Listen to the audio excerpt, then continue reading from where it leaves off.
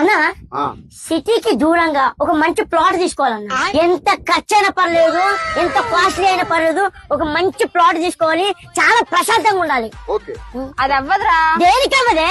దేనికంటే ఎక్కడో దూరంగా ఎక్కువ బడ్జెట్ పెట్టుకొని ప్లాట్ తీసుకోవడం ఎందుకు? దగ్గరలోనే మంచి ప్లాట్ ఉందిరా తక్కువ బడ్జెట్ లో. ఈ జనరేషన్ లో అంత తక్కువకి ఎక్కడ దొరుకుద్ది? హైదరాబాద్ కి 100 కిలోమీటర్ల లోపు దొరుకుద్దా? అవును రండి చూపిస్తా.